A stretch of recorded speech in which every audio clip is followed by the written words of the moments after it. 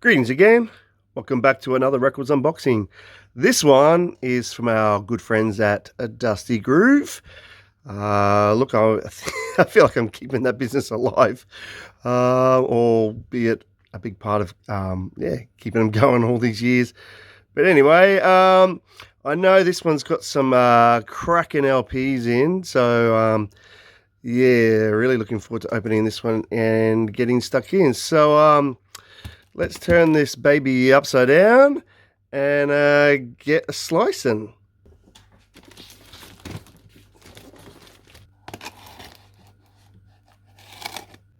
Alrighty, let's crack on in here. Alright, so no, it isn't upside down. I got it wrong. Well, it tricked me again. I thought last time this one was packed upside down, but anyway, doesn't matter. I can still do this without trying to do any spoilers here. So, opening up. It's just I have no spoiler protection at the moment, except my awesome handheld video skills. All right, wow. Okay, first up, this is a big reason why I did this bundle. Although, corner's a bit knocked there from them. That's not good. But anyway, this LP is finally been reissued on vinyl since the 70s, like 74 or 3 or something like that, I think. From a bit of an obscure sort of jazz outfit. They did have about 3 or 4 records, I believe. I've got one reissue, but this was just being reissued recently, so I'm very, very excited to have this by Catalyst, the LP Perception. This is going to be some cracking stuff. It is a quartet, I believe, but it's sort of like funky jazz as such, or soul jazzy sort of sometimes. You can see there I did pay for it, so it's the 33 US. 180 gram pressing from Jazz Dispensary. Top shelf stuff here. Let's have a look. Yes, they're saying soul jazz there.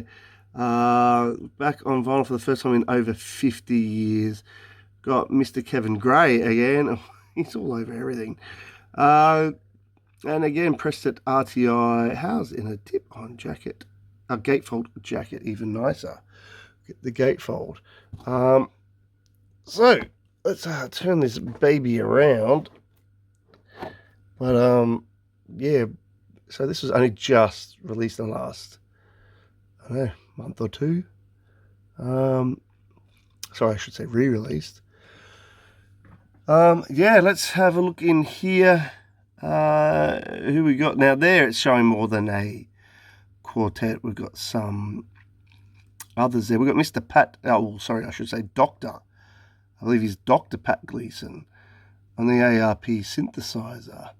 So this is early days of those synths. Pat Gleason was the go-to man. I believe even Herbie Hancock went to Pat Gleason. He was on a couple of his LPs. We've got Billy Hart there, marked as a Jabali, a Billy Hart, on some percussion stuff. And Mr. Anthony Jackson also appears on some bass as well. So that's really cool. Here we have, you can see we've got 5 songs. 2, well, maybe 3, you'd say more stretched out ones. Particularly the title track, Perception. Now it's saying it was, recorded, wow, only in like 7-8 days, whatever is that? In 1972, November. So I believe this is a 73 original release. Let's have a look down here. Yeah, there you go. And there's the 2025 copyright for the reissue. Now, this is on Muse originally. So that's cool. Early Muse stuff. This one made in USA. It's set at RTI. Yeah, so uh, I've again purposely not streamed this. I wanted to go into this raw and based on reputation, particularly because I've got one of their other albums that I really enjoy. Again, it's a reissue because to buy these originals, you're paying through the you know what skis, and you're probably not going to get a very nice copy anyway. So I'm just going to turn that back around because I did spy a little bit of a bent corner when I just pulled it out of the box. It might have been that, yeah, just a little bit there, I think. But I don't think it's creased. I think it was that one. Oh, no, there's that one there. You can just see, yeah, a little bit, because it was down the bottom. So, oh, there we go. You can kind of see on the tag there. That's a bit disappointment. Yeah, being how much I paid for it. So hopefully that's not too heinous when I take it out of the shrinky.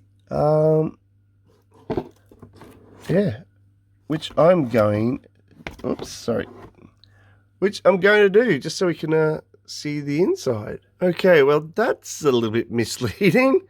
Understatement.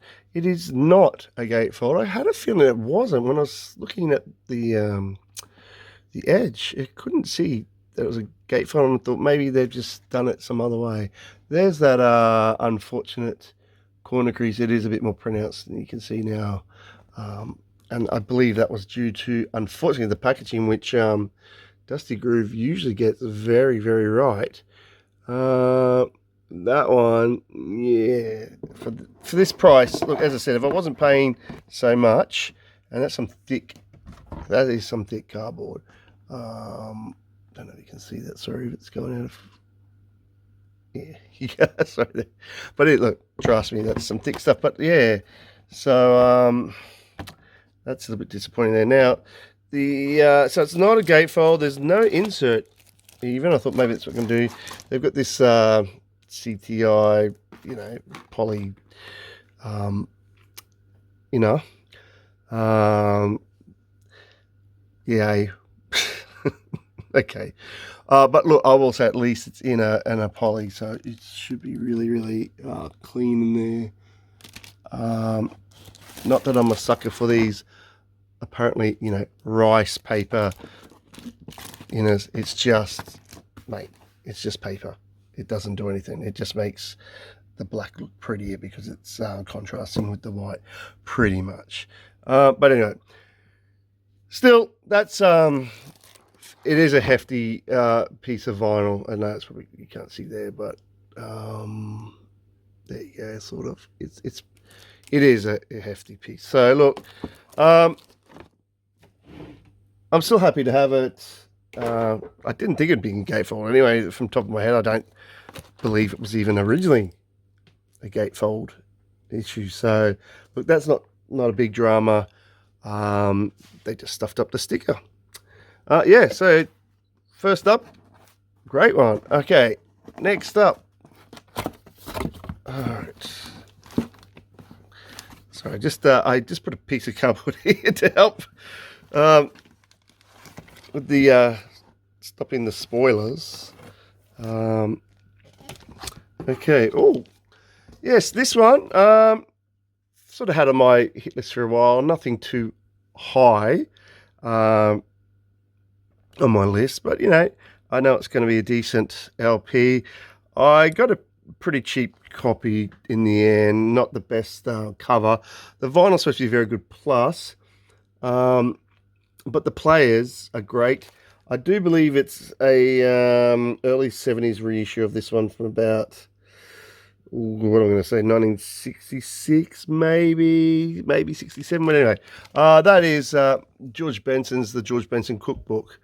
And it has also Lonnie Smith on organ, which is a great bonus. This would have been, yeah, I think, you know, either George's first solo one, maybe. Close to that, after he's left the other, you know, great organist, Jack McDuff, where he got his sort of break, I suppose, and his notoriety here. So this is with Lonnie, and I think, too, this might be pre-Lonnie's run of his solo albums at the end of the 60s. So that's really cool. Yeah, look, I can see the glaring ring wear there. But look, price. $5 US. It is a very good plus, so that's the main thing, that the vinyl is awesome. And look, I wasn't interested in paying overly for this anyway, so I did sort of compromise on the cover condition. Well, that's not terrible. It's just, got some aging and some ring wear. This is pretty typical. But yeah, this is also, as I said, I believe a early 70s reissue. I don't know if there's any note on that anywhere on here. It's probably when I check the labels. But again, I'm not that worried for this kind of LP to sort of fill up the George Benson collection even more and go to his earlier, probably less famous stuff, less famous now. Let's have a look here. If we can see any other indicators here. Columbia CBS. So this is pre George Benson on CTI, and then he's obviously his later fame. Look, maybe that might be his first one there, maybe, possibly. But yeah, look, who else is on here? I'm wondering. Does it actually say who the other fellas are in a convenient way? I probably have to read through. Yeah, it's not quite seeing it. No, I can't see.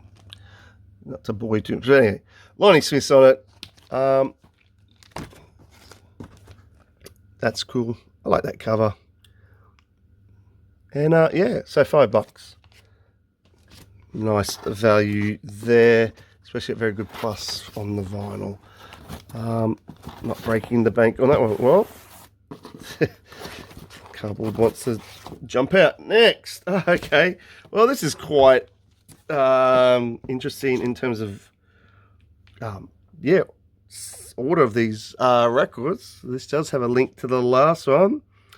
This one is a bit of a sort of a later effort, I suppose, in some ways, by this artist. So I'm not expecting this to be as good as his earlier stuff. This is from 1976. It is on Groove Merchant, which I love seeing a Groove Merchant logo, to be fair.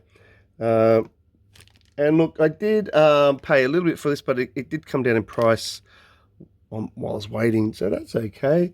And you'll see that this is Lonnie Smith with Keep On Lovin'. But yeah, so that's a nice little link to the previous George Benson LP. But yeah, look, this is a lesser known Lonnie Smith after his lovely sort of late 60s, early 70s run. Yeah, and I changed the labels here from Blue Note to Groove Merchant. I believe it's Blue Note, not Prestige. But anyway, let's have a look. This feels gatefold, but yeah, $20 US. But it is near mint minus, even though the LP does have some edge wear and a bit of age. It's not living up to the near mint minus of the vinyl, but it still looks pretty cracking there. Let's take that out so we can have a look at the goodness inside. And you can see there in the camera that it does have some pen. So when you're sort of back here, it's harder to see. You can see a bit of mark obviously in his face, and with the naked eye, it's very difficult to see it, but the camera's just picking it up on it more.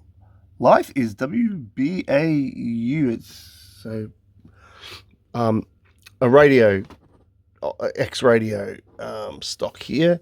Now I'll just go to the gatefold in the middle. Oh, sorry, should have given a bit of a graphic warning there. because Lonnie's showing a little bit of his nip. Don't get too excited, people. Well, you can if you want. Hello, ladies. Welcome to my skinny little body. Yeah, whatever floats your boat, Lonnie. Anyway, 76. Hey, we're going that way. We do have some Brad Baker productions that probably, makes a bit more sense, where we're getting a little bit more clubby sort of influence here. However, we've got some other nice stuff happening on here with some Bob Babbitt composed arranged stuff. Filet au sol. We've got a bit of sizzle stick. I'm glad that we're not seeing that on the cover. Let's keep on loving with my sizzle stick. Or if they rearrange it, keep on loving.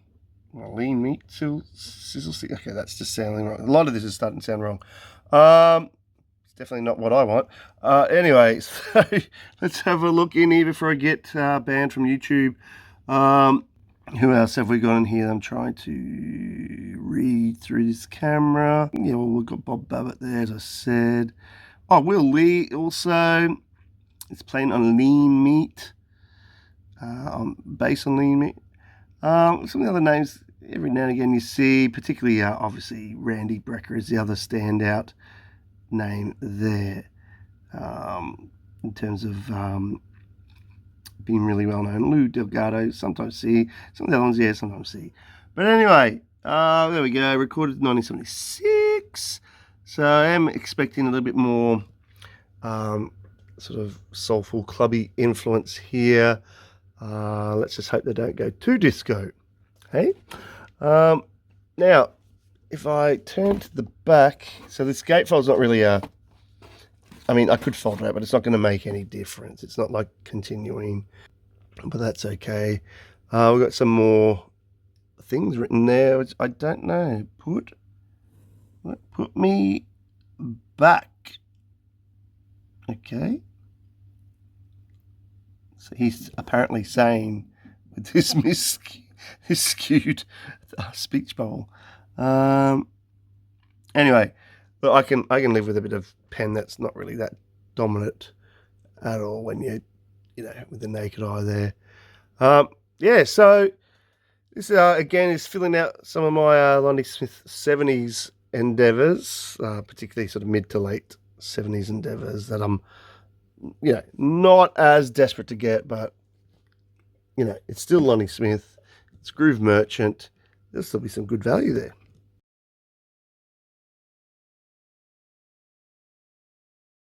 Okay, next up. Oh, okay, yep. So this one again, it's been on my list a bit lower. I would say it's not essential for this awesome artist. Look, his earlier 70s stuff is way more superior, although there is a link, I think, between this album and his earlier 70s stuff. Yeah, but he's still a cool artist. And I thought I'd give this go for the price, even though it's later 70s, it's post-75 rule. That is Terry Kalia with Turn You to Love. It's just hidden under there. There it is. Turn You to Love. Yeah, he's turning to love with two ladies. I'm assuming they're not the same lady with some snazzy photoshopping from back in the day without Photoshop. But anyway, $12. And again, you can see the blue sticker. That means marked down. So again, I waited for this one to be marked down.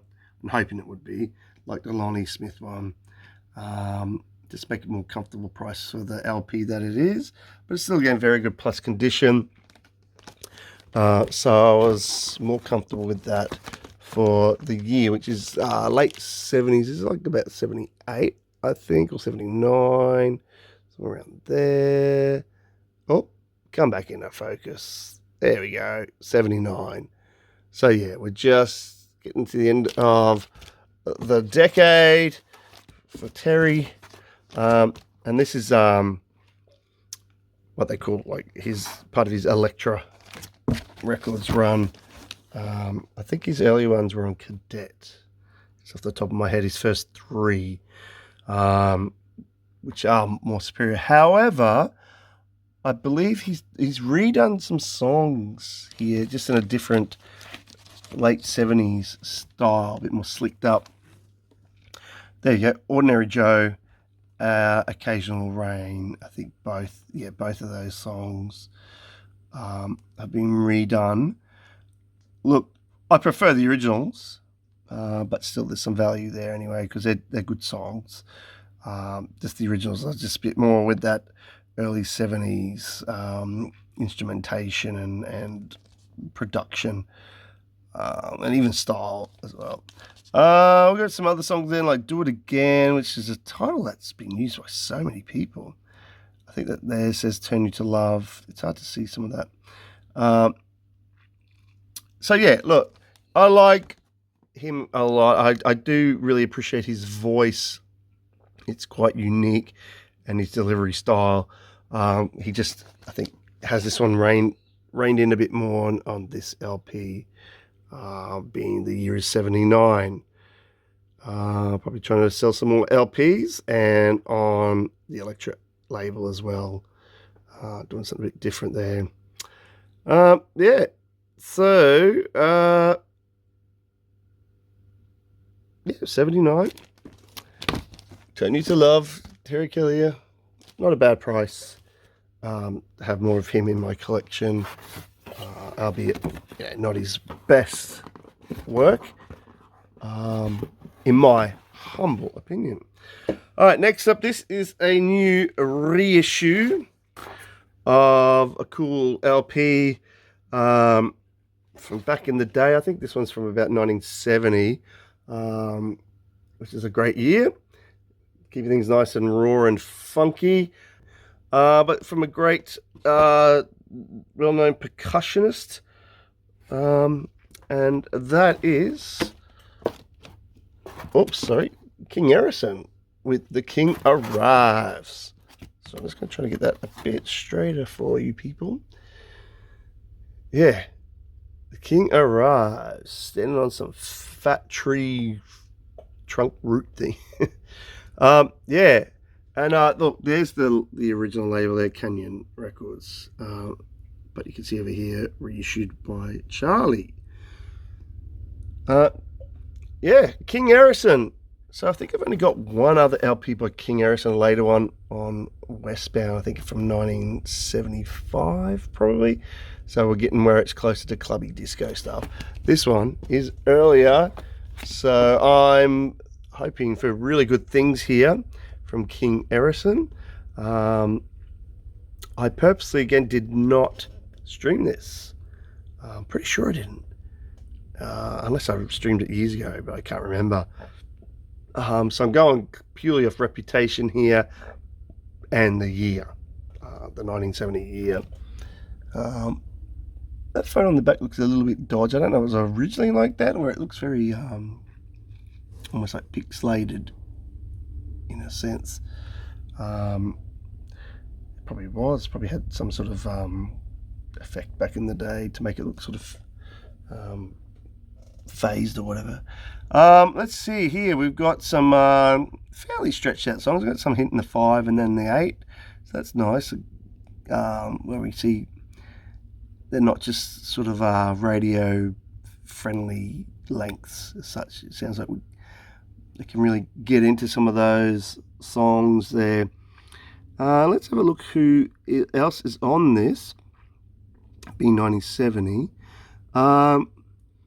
Now we've got, let's see, Preston Love was doing some of his own stuff around the time, which is quite funky. We've got George Bohannon, who turns up on lots of stuff on trombone. Drummers I'm not so sure of, but on guitar we've got Calvin Keys and David T. Walker. That's nice. We've also got on bass Wilden Felder from, well, then they were still the Jazz Crusaders, and probably a year later the Crusaders. Now that says also Bill Upchurch on bass. Bill Upchurch, not Phil Upchurch, but anyway. That's interesting. I wonder if that's a typo. We'll see. Or maybe he was trying to, I don't know, hide his name. Or maybe there is a Bill Upchurch that I don't know about.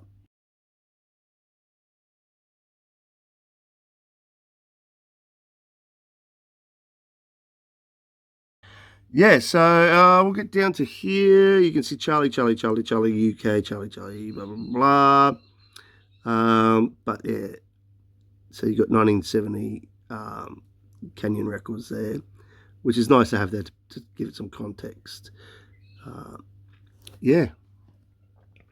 So it'll be interesting to see how this actually sounds as a reissue all these years later.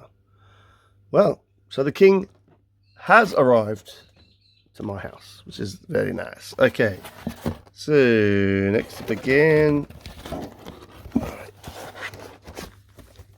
Okay, what do we got here? Yeah, this one's a bit of a gamble. I'm gonna be honest, I have two other LPs from this artist who can be a little bit hit and miss, I suppose. Most people know him from one very well-known song, and then he had a pretty cracking blaxploitation soundtrack and title song. This one, I'm gonna be honest, I don't really know about. I thought I'm gonna just give this a go based again on the label, reputation, the year, and also that it's very good. Plus, and that is Edwin Starr with Involved.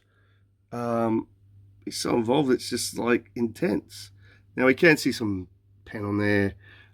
Thank you, Birdie. I'm sure it says Birdie. Yeah, it's on Gordy. So Motown. Still, he's still with them. Yeah, as I was saying, blaxploitation. He did the Hell Up in Harlem soundtrack. It's got some nice tunes on there too. Obviously, doing War. The other song he's well known for. But yeah, look, I paid a little bit for this. Not extravagant. But look, I'd never seen this. And I thought, well, I'm going to give this a crack. For this kind of LP, because yeah, I mean, I'd never ever seen it. And obviously, oh look, there you go. You got War on there, and Ball of Confusion. The Temptations and Funky Music Shouldn't Have Turned Me On. It's also Temptations through Norman Whitfield. So this is interesting. It's got all these Temptations covers there, because that's Cloud 9 as well. Then we've got Stan, which I'm going to assume is the Sly Family Stone, yep. So that's pretty cool. He's got My Sweet Lord by George Harrison. So look, okay. Lots of interesting covers. Oh, look, Stop the War. Is that another Norman Whitfield? So, yeah, oh, well, there you go. It's produced by Norman Whitfield. Duh. I didn't see that. Well, there's War anyway, written by Norman Whitfield. Wow, so Whitfield gets more residual, what do you call it, royalties on this album, big time, which is really interesting. Now, year-wise, because this looks pretty early, I've forgotten, to be honest. So, just trying to see if I can see it and all that confusion down the bottom. No, but I'm seeing the Whitfield and Strong photo. I think I've seen that photo somewhere else before. Yeah, I'm just struggling to see the year. Oh, there we go. Sorry, I went straight past it. My bads. There you go. 1971. Yeah. So look, I thought that's way early enough to have some value there, even if it's got a bunch of, sort of covers as such. Yeah. So, hey, I'm sure there's some funky soul goodness on there, for sure, basically on Motown, Gordy. Okay, moving on from Edward Starr. This one, look, it's about time I bought another record from this, well, sort of duo come trio in a way, I suppose. The build is like a duo, but they're more than a duo.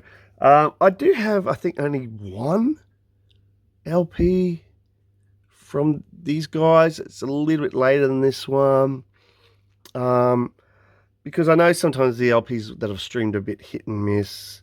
Sometimes the price is a bit hit and miss. But for once, I thought this price was just about right. And that is from Young Holt Unlimited, Just a Melody, out on Brunswick Records. Very good plus again, so got some good quality here. $7 US, plus a bit of post. I do love the funky typography there. This is late 60s, I believe. And obviously after they left the Ramsey Lewis trio a few years before. And I think they've had a few LPs out before this one. I'm pretty sure. Now this is some like chunky cardboard. This is some solid stuff, which is very nice. I do like that with this. This one's paste on back here. Yeah, so they're just showing the two of them there on the back there, but there are more than two players on here. They're just the headliners as such. So let's have a look. See, I'm not sure it's going to have a year there. My guess is about, I'm going to probably guess wrong, 67, 68. I really can't remember. A bit of a punch hole there. Nothing too heinous. You can see printed USA there. Yeah, now, what do we got in terms of songs? Well, there you go. They'll put it into some, year context there with some of the covers there with Light My Fire. By the time I get to Phoenix, Heard It Through the Grapevine. So yeah, we're hitting the late 60s here. I'm not sure how late. It might even be 69, but I think it's a bit earlier. Yeah. So they do some nice sort of funky / soul / pop jazz sort of instrumental numbers. Not always, earth shattering. Yeah, but it's usually pretty pleasant stuff. This really good stuff. The cover's actually in quite decent condition. If you look at it, it's quite still shiny. A tiny bit of wear there, but nothing much. So yeah, it's nice to see. I just see with the inner here, because that feels there. That's some thick. You can see that's some thick vinyl there. Look at that old school. Oh, don't change. There you go. And it looks actually quite shiny. I think it's got an original advertising. Yeah, there we go. Original advertising sleeve in there, which again will help with era context. But yeah, it's nice to finally get some more Young Holt, but at a decent price, without breaking the bank by any means, and in very good plus condition, even nicer. Okay, next up, being a stubborn monkey. Okay, all right, that's that's right. Now I got a fair few records on this gentleman. He does some great stuff, and he's played on lots of other people's stuff as a saxophonist, I believe tenor. But this one, yeah, this is getting a bit post 75. I believe this is, I think 76, just post 75. So look, we are slicking things up a bit here and getting a bit more sort of commercial and hopefully not too clubby. I guarantee there'll be some clubbiness on this LP. But that is Houston Person with A Pure Pleasure. So much so he had it printed on his t-shirt even. Now I think I'm seeing a sort of that looks like a radio sticker. That might be the same as the other one. WBAU. But it's pretty innocuous there if you come back, you know. And again, it's just showing up more in camera. Yeah, look, price-wise, it's $4 for Very Good Plus. So, you know, it's telling you it's not going to be the most sought-after stuff. Bit of a punch hold there. We are on Mercury this time. Now, I'm not sure this is the first time he's on Mercury because I believe his LP before, at least the one before, in 1975 was on Westbound, I believe, of all things, possibly Eastbound. I think though it might have been built under Westbound, arm of that company. And look, I'm gonna be honest, that was not his greatest LP. It's yeah. So I'm hoping for better things for this one because, you know, I mean, he still landed a gig with Mercury after that. Ooh. Whisper Sweet Nothings. Your Westbound LP was not that great. Sorry. Anyway, here we go. We've got some stretched out jams there with $9, 9 minutes 15 with Pure Pleasure. Deja Vu Dancing. There you go. Dancing Feet. That tells you maybe something about the era. Soul Serenade. That sounds like a pretty tacky title. And Inseparable there. But look, it is Houston Person. I'm going to give him a go because he's given me lots of Pure Pleasure elsewhere. So, who have we got on here? Cecil Bridgewater on trumpet. Oh, okay. Bruce Nazarian turns up on a fair few things. Who else we got? Oh, Bob Babbitt again. He is the man of the hour at the moment. Alan Schwartzberg is very clean and tight on drums. Lawrence Killian on congas and percussion. And we've got some background vocals by some usual suspects there with Patty Austin and Gwen Guthrie. Who are no slouches, but I suppose they're just doing backups. Probably some sort of chanty backup stuff, call and response maybe.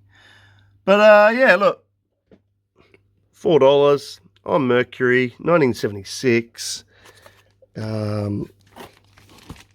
It's going to be what it is. Here's what it is for $4. Very Good Plus. Yeah, probably not too much more to say about that until I listen to it. Okay, next up. Oh yeah. Now this LP, I've again had sort of on my list. I have listened to it and it's decent. So I bought it. But I think this guy does not get his full dues for his output. I do have one LP by this guy, and it's quite good. I like it sort of almost like jazz fusion, I suppose, in a sort of way.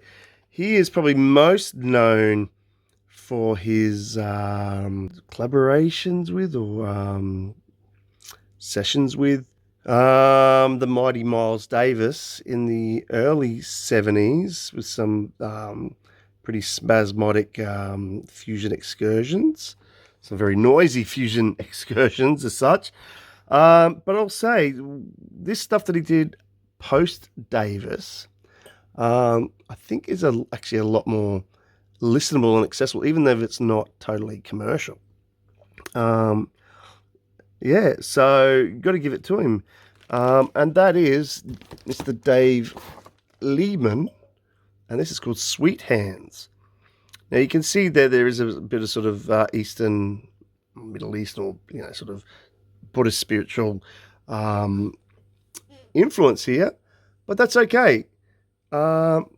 It's not too overbearing or way too dominant. It just gives it some nice different flavor on here, and the arrangements on here, you could actually say are arrangements compared to some of the stuff he did with Miles Davis.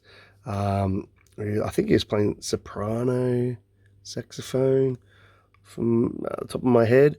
But anyway, this is a little bit later. I think this is about 75. It's going to show. No, it's going to give me some personnel there. Oh, Charlie Hayden's on it. John Abercrombie's on it. There you go. So I see who else. Oh, Don Alias is on there as well. But yeah, I'm just trying to find the year now. This feels like it might be. Is that Gatefold or is that just? Yeah, it's Gatefold or a uni pack. So and sorry, by the way, I didn't mention the price. Yeah, only $7. Very good plus again. So I got away with it at a really decent price. This is on Horizon brand of A&M. But you'll notice it's not just strictly A&M, so it's not totally like pop oriented and totally accessible for this year. Now let's have a crack and look in here. So I am now interested. Okay, let's open. Oh, okay, yeah. So it must be sort of a uni pack thing. Let's have a look at that. I don't know if I've seen the Horizon logo there. You can see the A&M in the middle, the typical A&M. Oh, there you go, yeah. So 1975. Yeah. So bang, we're not post 75. Yeah. And well, yeah, look, we get this nice sort of Unipack gatefold, which I didn't remember was going to be with this. I probably had seen it, but maybe on Discogs, but I just forgot. So that's nice to have. And you can see there we've got some like tablas, something like that. So we're seeing some of the sort of Middle Eastern, maybe Indian sounds influence in there, but that's okay. Sometimes it can be done really well with the sort of fusion stuff. I remember listening and thinking, oh, this is actually working quite well. Yeah, so let's have a look. See in terms of tracks, 3 on the first side. What's that? 4 on the second. So fairly stretched out there. You can see one at he's done a version of George Harrison's "With and Without You." I forgot that was on here, and that's quite tasty. Won me over. And that was at 10 minutes 23, and then we've got Dr. Faustus at 10 minutes 51. So yeah, some of them are quite stretched out, and then smattering in there some different lengths, which sometimes helps these kind of fusiony mixed records that sometimes can feel a bit overblown and exhausting if they're the sort of ones that are a bit more challenging. No, but this one not so much. So I think this is a bit of a sleeper, to be honest. Yeah, and yeah, I'm looking forward to listening to this again, but in the vinyl format. Yeah, absolutely, and especially for that price. Well, alrighty, cracking along. If I can get this out. No, I just put it back. I just put it back in. Yeah, I'm struggling with this one a bit. Alright, this next one, I've got a couple of LPs from this artist. And again, sometimes he's a bit hit and miss, a bit inconsistent, but hey, most of these were back in the day. Yeah, look, this one, pretty decent price and condition. So I thought it was time I had a crack at this one. Because I don't often see it, to be honest. So I thought, well, while I see it, I'm going to snap it up. It's early 70s, so that's a good thing. Pre-75. I'm thinking about 1971. And that is Mr. David Newman with Captain Buckles. Not sure what the Captain Buckles moniker thing there or whatever. But yeah, this one is on, is it on Atlantic? Well, close. Cotillion, the subsidiary of Atlantic. You can even see the Atlantic number there, the famous SD in front. Yeah, so I just don't know if that looks like damage there. Most likely, yeah. There's some sort of damage on the like the laminate. Maybe somebody's drawn it, or I don't know, cut something while it was on there. But apart from that, the rest looks pretty damn solid. It feels solid too. So yeah, $10 US. Very good plus for Captain Buckles here. Although I thought he was Fathead, to be honest. I thought David Fathead Newman, but anyway, he's apparently Captain Buckles this time. I'm in disguise, you stupid tart. So what we got? We got 4 songs on one side, 3 on the other. So yeah, nice and stretched a bit. All hitting 4 or 5 minutes. Personnel. So yeah, David Newman on a tenor alto. Oh, we've got some Blue Mitchell action. That's nice. Trumpet, Eric Gale. Early-ish Eric Gale. And we've got some Bernard Purdy on drums, which is always a fine treat. So that's a nice surprise there. Looking down here, yeah, there we go. So we've got 1971. This is a US original pressing. The back actually looks quite decent. Like, not any hint of aging, really. And the tiniest of cutout notches you'll probably ever see. The tiniest bit of damage, but I'm not worried about that. Yeah, look, I purposely did not stream this. I thought, well, with that personnel, that price, and the year, not even the label, you know, I'm pretty sure most David Newman stuff was on that label. I thought, yeah, this will have some good value. $10, not too bad, but it is very good plus, and this is solid, nice and solid. So should get some nice sort of, hopefully sort of soul jazz in there. Especially Bernard Purdy's on drums. Okay, sorry for the noise. I'm just trying to get ahead. Pull up the next one. Next one. Well, what do you do? I mean, this is quite funny in a way. I completely forgot about this. Look, more David Newman. This one though is from 1976, so a little bit later. Yes, post 75. So I know this is a slicker affair. This one, however, is on Warner Brothers, so he has little jumped labels or re-signed or whatever. And this is Mr. Fathead. So there you go. You go from Captain Buckles back to Mr. Fathead. Yes, I'm not even sure if he approved of the Fathead moniker or nickname or whatever. And I'm going to be honest too, I have no idea what that has to do with this photo of a bullet going through an apple. Obviously captured at very high speed, you know, like, I mean, interesting photo, but relevance? Not sure. Anyway, now you'll notice up here I paid only the princely sum of $5 US, and you'll notice it says sealed. Still sealed, this thing. Even though it was from 1976, I'm sure. Look at that too. Factory sealed for protection. Sticker still on there. So interesting. There is a regular size cutout notch there, so that was obviously broken the seal a little bit, and some of the I think I can see some of that's come off there. Not that's going to matter because yeah, I'm going to be the guy to open this after 49 years, nearly 50 years.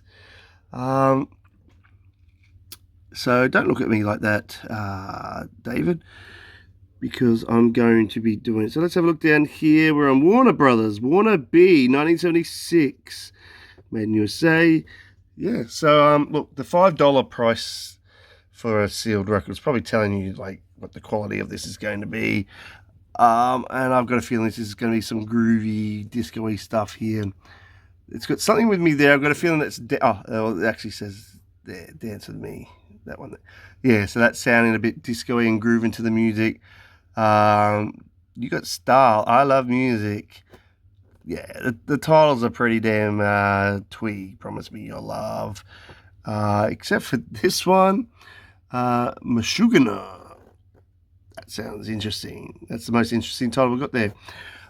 So yeah, look, not expecting the biggest things for this. I'm just hoping there'll be some sort of, at least some serviceable sort of funk or clubby funk, maybe even funk soul to stretch it with a bit of jazz on top or underneath. We've got some interesting plays in here. I just spied a couple off from the corner of my eye. I'm just trying to see. We've got Jimmy Johnson on drums. Yeah, look, there's some Ron Carter on bass on this. Interesting, eh? And Pat Rebelot will be on some sort of keys or synth. Oh, there you go, clavinet. Anthony Jackson on bass on that one. He just died this year, very recently. Very sad to hear. And I'm sure there's other players that are just evading my sight here as I go through. Oh, there's Ralph McDonald. Of course, he's on here on percussion somewhere. Yeah. Anyway. Dom Romeo on percussion. Very nice. He turns up every now and again. Yeah, more Pat Rebelot.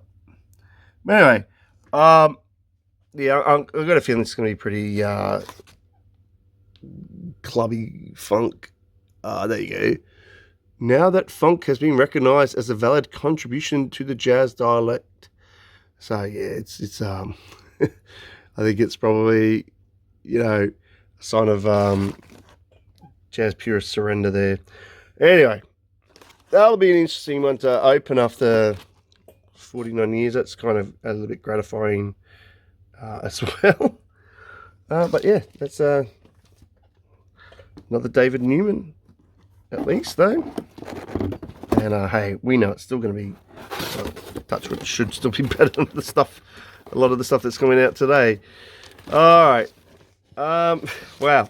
Okay, just when you thought you didn't get enough feel of Mr. David Newman, we get this one. I think this one, though, is going to be superior to the last one, because this one's also got a guest artist on here, and again is earlier than 76. So this one is in between those two. They're just out of order, and this is David Newman with guest artist Roy Ayers in the early 70s, 1972, I believe. And this is a Lonely Avenue. Lonely Avenue, there you go. Now, I did pay $9 for this in Very Good Plus, but again, that's not too bad. It has Roy Ayers on too. It is on Atlantic proper here, so not Cotillion, a year later after the other Captain Buckles one. But hey, it's the same label, really. So let's have a look at this one. No, we've got that sounds good. A song called Fuzz by Roy Ayers. So there you go. We've got some Roy Ayers already, straight up. We've got a traditional Precious Lord, Symphony at Lonely Avenue there. And we've got 3/4 of the time. So I'm guessing it'll be on 3/4 time maybe. But that says by Roger Newman. One of these related. And then we've got a Roy Ayers Fire Weaver. So I'm quite excited to hear this one. Because again, I didn't stream this. I thought, this should be have some good value for 1972 on Atlantic with Roy Ayers. Other personnel, though, just very quickly, we've got Cornell Dupree on guitar, which is always a treat. Ray Lucas has seen a couple of times. Ralph McDonald on percussion, there you go. Again, he's on everything. Yeah, so 72, USA pressing. And again, what was that? Very Good Plus. Just a bit of aging, slight bit of wear. Again, one of the tiniest little cutout notches you'll see, which is nice and discreet. Yeah, like the illustrated cover there. Lonely Avenue, $9. So, got a bit of a theme going on with 3 David Newmans in a row. Now, you may be happy to hear that I'm pretty sure that's the only David Newmans left in this bundle. As I said, try to get this other one out. Now, okay. This was the most expensive one in the box. I paid up pretty big for this because it's hard to get. Number one, and hard to get a decent price. It's a 70s Blue Note original LP by an awesome artist. And yeah, you guys all know this artist. It's from the early 70s, Ronnie Foster, Sweet Revival. And I believe this was his second LP. So still very early on. It's about 73, maybe 74. I'm just going to double check. But you'll see I paid the princely sum, 45 US, plus a little bit of post. So look, yeah, I did pay up for this one. It's kind of sick of looking for it and not finding it getting sold out. But it is in very good plus condition. So hey, and the cover looks pretty damn good. Just a little bit of wear, but it's nice and solid. Mostly very clean. Yeah, you can just see a little bit of edge wear there. If somebody had just kept it in the cover all those years, it would have even been in better condition. Yeah, you can see there we've got the original paste or tip on, what do you call it? Now, year-wise, I'm just going to crack on down to that too, because I think it's 70. Yeah, there we go, 73. XXIII. It is original pressing here. I don't believe they've reissued this one like Two-Headed Freak. So that's probably why also it costs a bit to get this one, because you can't get a nicer, well, not a cheap, maybe potentially cheaper reissue as such. Now let's have a look what's on here. Oh, we've got some covers as well on here's Sweet Revival, which is by Joe Sample, which is nice. But we've got Backstabbers, Me and Mrs. Jones, Alone Again Naturally, Where Is the Love, Superwoman, Stevie Wonder song. So we've got a lot of covers. I just hope they're really, really damn cool, hey. A couple of originals as well thrown in there, which are the obviously more unknown songs. Lisa's Love, Some Neck, and In It. But I've also got a Wayne Henderson song, who's also a jazz crusader / crusader. It's Just Gotta Be That Way. So two sort of crusader personnel's songs as well, which is interesting. But that's okay by me, because they were very funky by 1972 here. They're giving us a recording date as well. Well, that's interesting. So yeah, so it was recorded very late 72 and then released 73. That makes a lot of sense. Yeah, now I do not believe this is a gatefold, although it sort of presents, if you look here, just be careful where I'm pointing. If you look at that, it presents like it, sorry, then it goes this way. It presents like it should be a gatefold. Oh no, actually, is that the same? Oh no, my bad. That's basically, that's the same. If it being flopped, maybe, I don't know. I'm not going to look at too much. But anyway, no, it's not. Just this, basically the same torso image there. But anyway, look, this was it feels like a much needed little hole in my Ronnie Foster collection of his 70s stuff. And it's great to see this is early enough, recorded in 72, really 73. There should be some great goodness on there for sure. Yeah. Now, I just didn't look at the personnel, sorry. My bad. Here we go. So we've got Ernie Hayes on electric piano, billed as Ernest Hayes. We've got David Spinoza on electric guitar, and John Trapea on electric guitar. So he would have been just, around the Diodato prelude or whatever time, and others around that time, the Diodato accompaniment, which is just killer. So nice and early Trapea on there as well. I'm digging that. that's worth the price as well, to be honest. Yeah. Sweet Revival. Had to pay for it. It's a sweet price, but I'm sure I will not regret that purchase. Okay. Moving along. We're starting to really make it hard to get these out of the box as they are deeper down. Yeah, look, this one, I actually forgot I bought this one because I listened to it a while ago. Again, nothing too essential, but I do remember it actually had some surprisingly decent value on for a post-75 record. We're getting near 1980. I believe this is from 1979. Yeah, from an artist. I don't know if I've maybe own one of his. I don't know.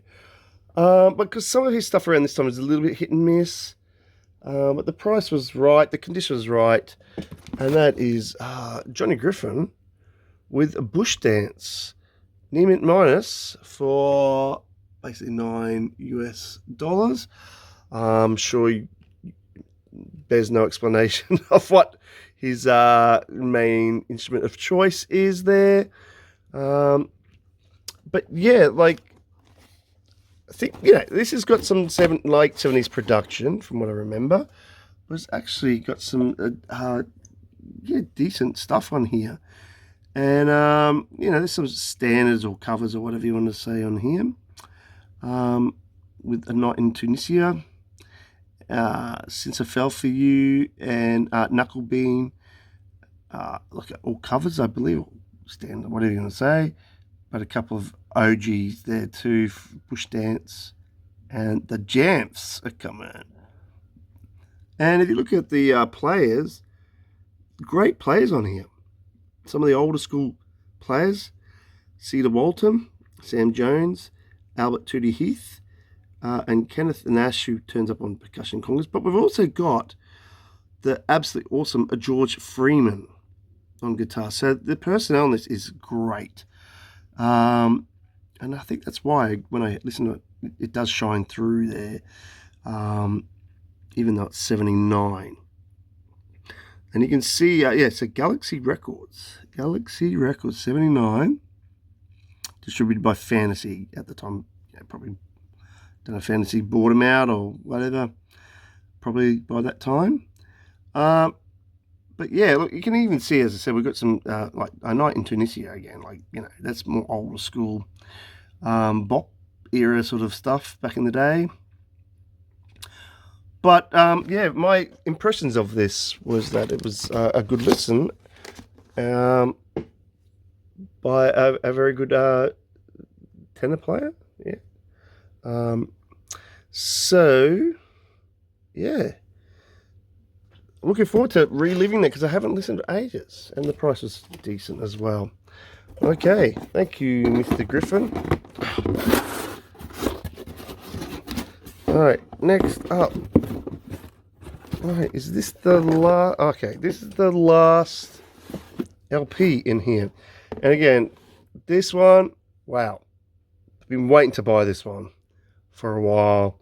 And get it at a decent price. This is a reissue of a cracking record, bit of a standout from this person's career in the early 70s. I don't know if you'd say it's a transitional record or pivotal, whatever. I don't want to nitpick too much on that, but so glad to get this in a special edition here, and that is Mr. Roy Ayers and Roy Ayers Ubiquity with He's Coming. Yeah, very cool here.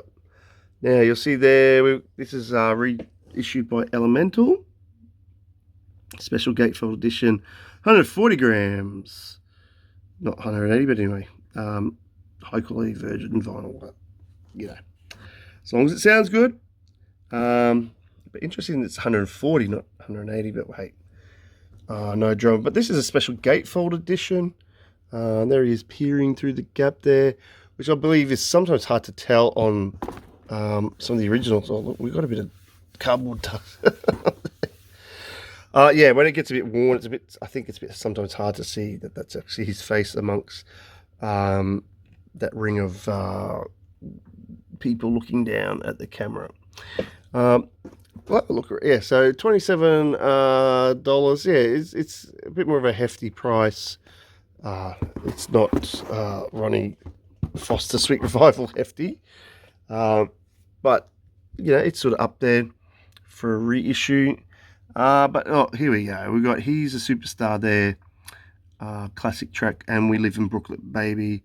Quite an understated sort of slow burning track in a way, I suppose. But that's great. And look, there's some other ones there. We've got also there's Fire Weaver, which we just saw before. I believe on the Royers with Fred Newman, wasn't it? So that's a nice little link there we've got. Now, I know this is going early 70s. I think it's about the same time as that that Fred Newman 72. So let's just have a look. Yeah, there we go, 72. This one was reissued this year. Made in the EU under, yeah, UMG, obviously, who own nearly everything now.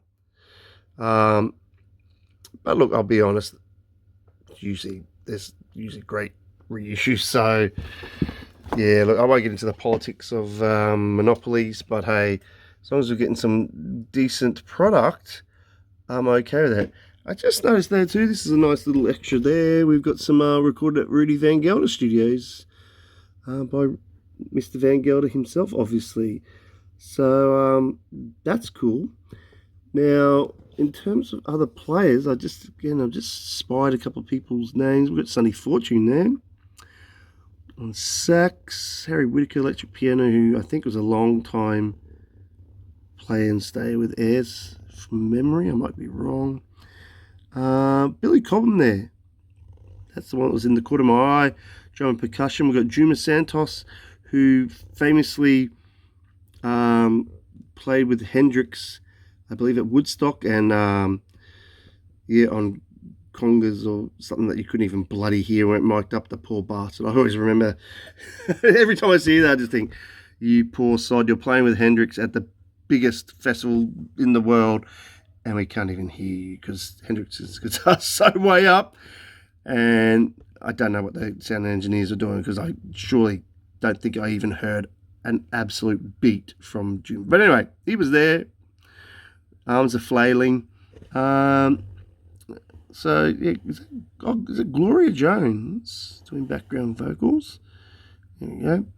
But anyway, so we've got some cool players on there. Had a great year, 72. Nice package here, which I'm going to crack open to have a look at the gatefold. Well, all right. So, I did notice again a bit of damage, which I'm not very happy about there. And just up here, there's a bit of corner damage. So, that's not a great look, again, for paying so much for this. Quite heavy cardboard in a way. Not the heaviest, but fairly thick. Here we go. Bit of a centerfold spread as such. Gate centerfold. Of the Roy Ayers Ubiquity family there. That's a cool photo. I like that.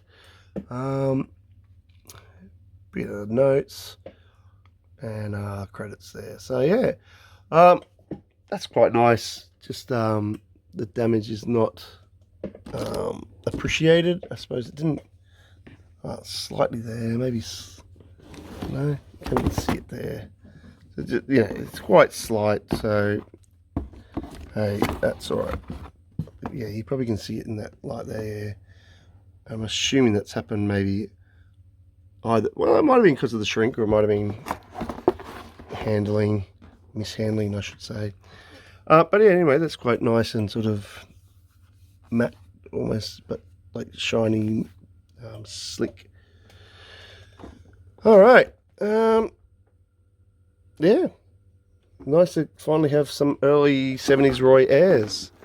And just to finish off, because this was upside down, unfortunately, I usually would start off with a CD, and I'm going to end on one so it's backwards. And this is of an album that's actually very expensive to buy on vinyl, Haven't yet been able to find it at a good price. The OG cost bucket loads.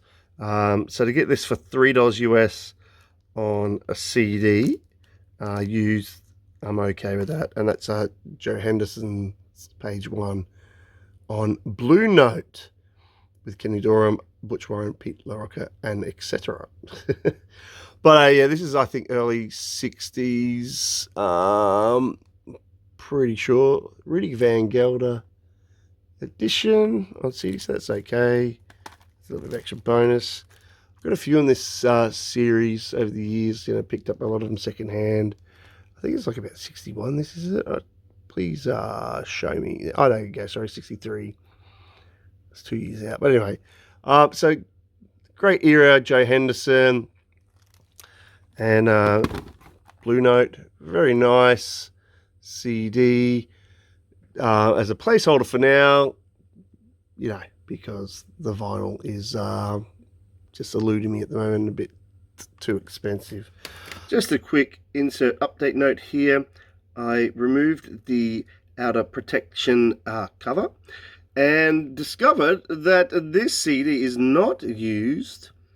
It is actually technically brand new because it's still sealed from all those years ago. Yeah. So that's an absolute bonus, as you can see. Still in the original shrinky wrap from 1990 something, 1999. Yeah, so even more value. But anyway, with that, I'll finish up this quite lengthy video. But there was, look, some cracking stuff in there. I'm going to really enjoy. I hope you got something out of it again. And we'll meet again on the flip side. See ya.